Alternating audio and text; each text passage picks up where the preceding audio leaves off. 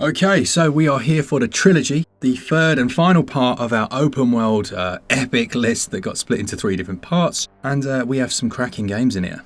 Yep, don't forget to check out parts 1 and 2, there'll be links below if you would like to do so. Just in case you believe there's a game missing from this list, chances are it's over there. So which games are some of the best open world games on the Switch that we haven't already mentioned, of course? Well, let's find out.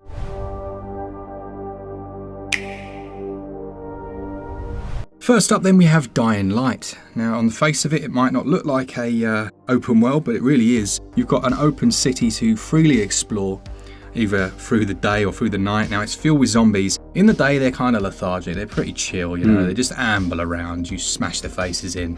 You know, you can do what you want, but then if you're out or caught out by it gets dark, man, these disgusting ones come out. They do remind me of the one from I Am Legend. Yes, from the movie, like the vampiric type ones.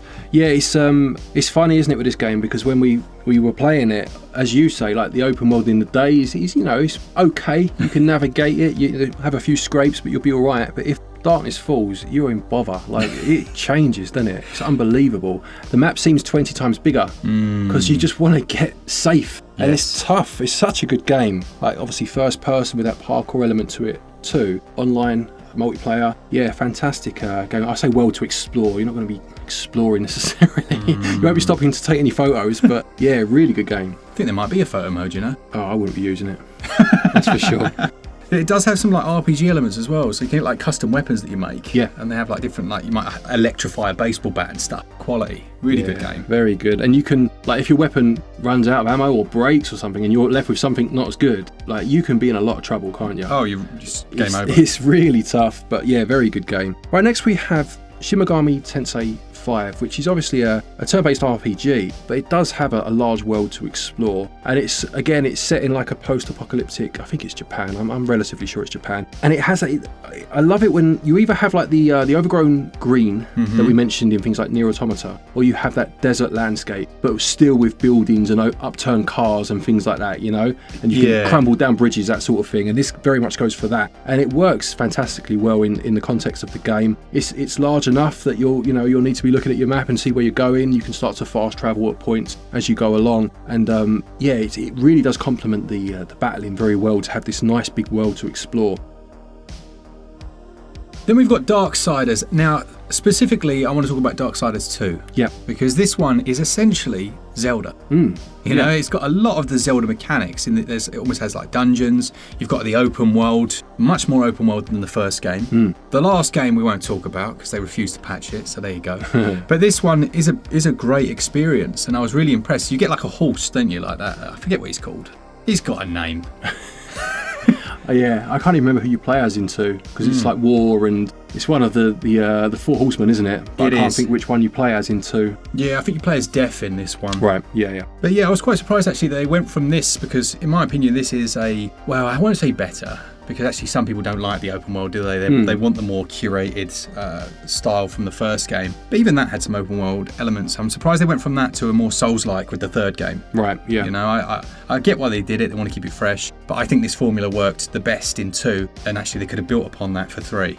I've only played the first 2 myself, but I really enjoyed both of them actually. Very good games. As you say, yeah, a lot more Zelda than you would necessarily expect when you first start playing. Absolutely. Next up, we've got Subnautica, which has been in the press this week, at least, because someone, I think it was the publisher, posted, because there's a sequel coming out, and put something like, what's that term? Like it's a live action service or something, where a game is basically like, has all those horrible paid elements within it. Oh, okay. A live service game, something like that. The publisher posted something like that, and the community were like, what the hell, man? Because Subnautica certainly is as far from that as you can possibly get. Yeah, absolutely. But regardless, they've blown that out of the water. They've said, yeah, that's nonsense. And the first game is a really good place to obviously start. It's the first game. But it's still holds up really well. You basically crash land. I don't know if you played this. I have, yeah. Oh, you have? I've played the first one. There's nice. 2 on the Switch, isn't there? Yeah. So we're talking specifically about the first one here, because it's, I'd say, the better game. Right. You crash land on that planet, don't you? I forget the name of it. And you can actually see your like crashed ship in the background, can't you? Yeah. And you're on this little raft. That's right. You have to go out on,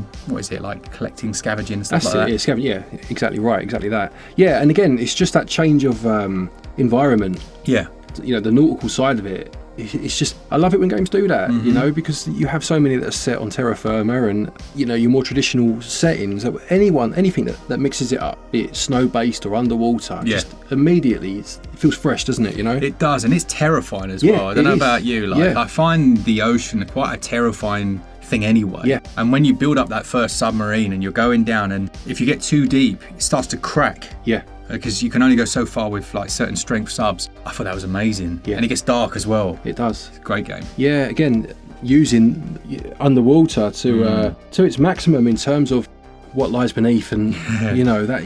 Fantastic, very, very clever game, and well worthy of a place on the list. Then we have No Man's Sky, I suppose one of the more obvious ones. Bearing in mind we're in part 3 now, I'm sure people would have been waiting for this one. Yeah, this has had so many updates, it's just crazy. Now, No Man's Sky is a game that's a technical marvel, really, in that it lets you go wherever you want within an infinite galaxy of different planets that might have been discovered by other players.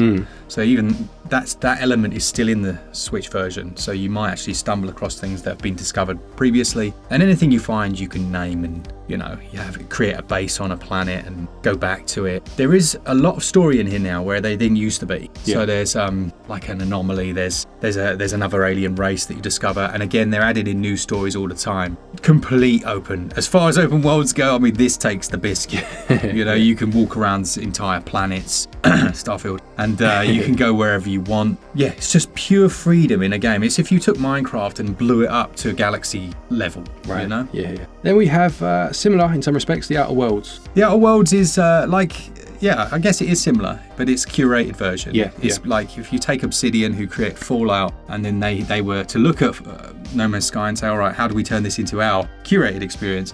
You get the Outer Worlds, which has pre-made planets and settlements and cities and things. Again, very Fallout-like, you know, all kinds of weird characters that you'll meet asking you to do things that are in the grey area, which I love.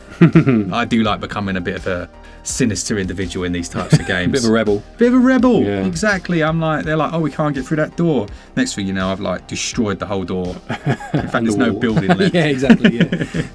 So yeah, really good, and loads of updates for this. People moaned about performance, but come on now, it's the Switch, it's still playable. Yeah, fair enough. We're talking of performance. Next we have the Batman games. So obviously Asylum, City and Night. Yeah. I mean, when I'm talking about performance, I'm referring to Night. In terms of the other two, I would say City is the one that's open world for me. Asylum for me was much more, as you say, curated or linear, albeit obviously you could still explore. Yeah. For me personally, I must say that's my favourite. I much prefer that. But I loved with City that, you know, go big or go home. Wow, they did that, didn't they?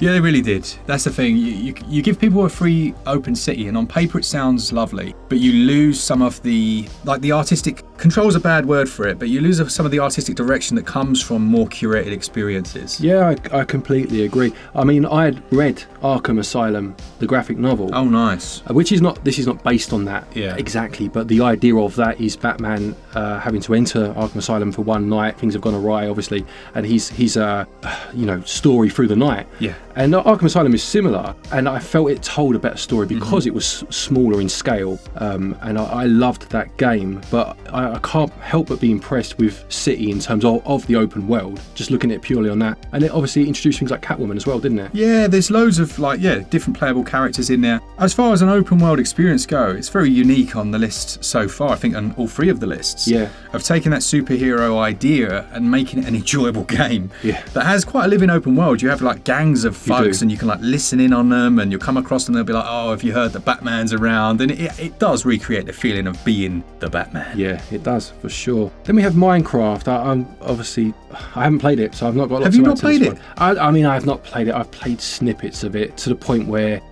I wouldn't know what to say in terms of open world. I've built some bits. Wow. But I haven't gone anywhere and done anything in it. So I was going to say, with your like hobbies and stuff, for me, you would get on well with it. I think obviously Mark's referring to Lego. I'm a big Lego builder and fan, but it's always been about that physical building for me. Yeah. Digitally, I lose something. So maybe that's why I've never got into games such as these. But I can appreciate what they're all about, you know? Yeah, I mean, I don't need to tell anyone about Minecraft, I don't think. Yeah. We all know what it is at this stage. But again, they've just recently added another load of free stuff. So it's constantly been improved. And if you like that just sandbox feel, go enjoy the world.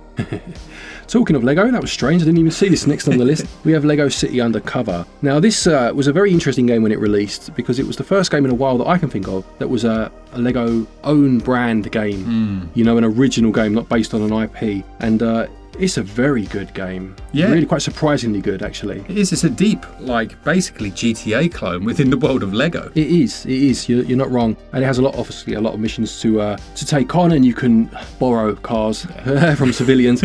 But what I loved about it was some of the buildings within the city were actual Lego models. Oh, really? Yeah, not many, but enough that you'll spot them every so often. That's cool. You know, and you know, obviously, if you're into the actual Lego brick itself, then that was a nice little Easter egg. That's really cool. Yeah, and this whole game can be played co-op. So if you've got kids, I thought this would be a really good kids pick in terms of open worlds. You know? Absolutely, absolutely. Okay, again, then open world going big. We've got Skyrim. Yeah, you have to have Skyrim on your list. It's the law. It's written somewhere in some constitution. In the Magna Carta. In the Magna Carta, yeah, they put that in there.